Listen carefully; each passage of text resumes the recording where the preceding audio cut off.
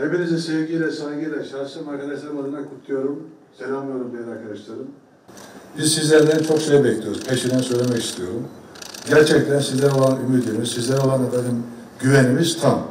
Ve biz yeni yapısıyla Makine Kimya Endüstrisi Anonim Şirketi'nin bugüne kadar yaptığı gibi şanlı tarihine yaraşır şekilde önümüzdeki dönemde, bu dönemde çok daha başarılı işler yapacağına bütün yüreğimle, bütün kalbimize inanıyoruz. Burada Sayın Cumhurbaşkanımızın liderliğinde Türkiye Cumhuriyeti Devleti bildiğiniz gibi dünyada artık bir özne haline geldi. Ve bizim etki ve ilgi alanımız çok ciddi şekilde genişledi. Türk Silahlı Kuvvetleri şu anda Cumhuriyet tarihimizin en yoğun günlerini yaşıyor. Kara kuvvetlerimizin tüm unsurları, muharip unsurları, hava kuvvetlerimizin tamamı muharip unsurlar, deniz kuvvetlerimizin tüm gemileri şu veya bu şekilde ülkemizin, milletimizin hak, alaka menfaatlerini korumak ve kollamak için görev başında.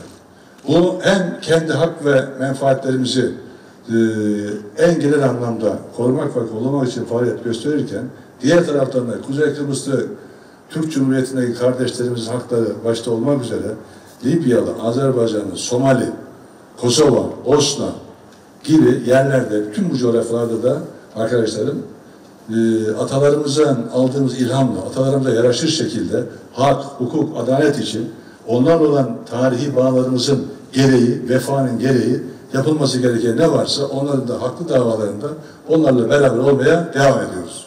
Çok şükür tabii bu dönemde çok ciddi gelişmeler kaydedildi. Eskiden bizim piyade tüfeğimizin patenti dahi yabancıydı. Fakat şimdi çok şükür şu anda bütün hafif silahlarımızı yapar, hatta ihraç eder hale geldik. Gemilerimizi yapıyoruz, fırtına toplarımızı yapıyoruz, helikopterlerimizi yapıyoruz, İHA'ları, SİHA'ları yapıyoruz. Ve bu manada çok ciddi girişimlerimiz var. Ve bunları devam etmemiz lazım. Dolayısıyla sizin rolünüz, sizin göreviniz, bizim sizden beklentilerimiz, sizin mesuliyetiniz gerçekten çok büyük.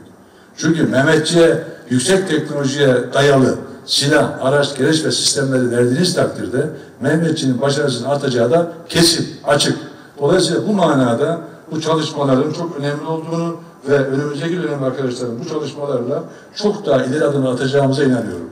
Bu nedenle bu savunma sanayimizdeki gelişmeleri büyük bir heyecanla, büyük bir gururla izliyoruz ve bu içinde, bu savunma sanayi içinde de Makine Kimya'nın rolü gerçekten çok önemli, çok büyük.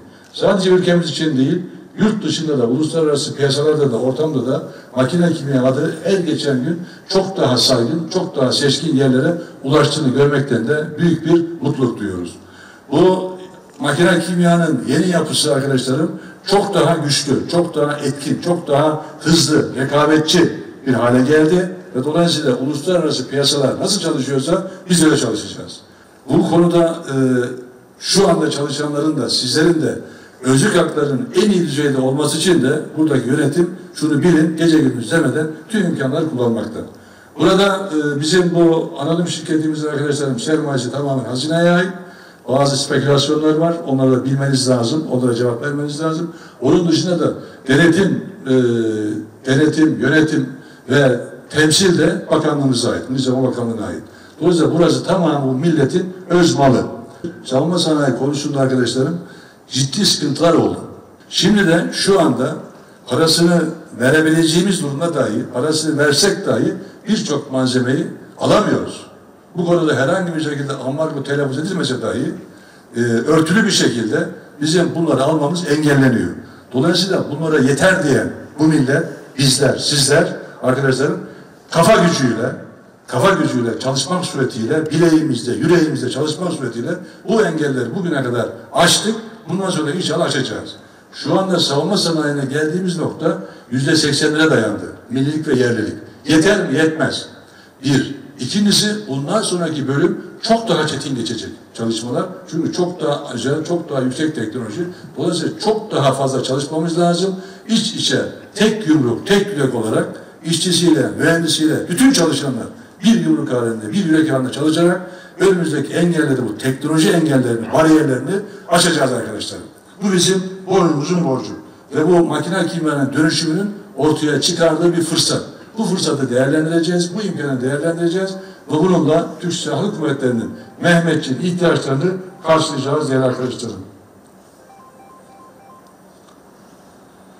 Şu Şu anda çok ciddi, biraz önce briefingde arkadaşlarımız izah ettiler, ifade ettiler. Çok ciddi, çok kritik projeler var. Bunlara çalışıyorsunuz. Bunlar gerçekten kuvvet komutanlarımızı, komutan arkadaşlarımızı son derece heyecanlandırdı. Onlar da büyük bir iştiyakla bu projelerin bir an önce gerçekleşmesini, bir an önce ürüne dönüşüp kendine teslim edilmesini ve böylece karada, denizde, havada kendilerine verilen görevleri en iyi şekilde yapabilmeleri için büyük bir heyecanla sizin çalışmalarınızın tamamlanmasını bekliyor arkadaşlarım.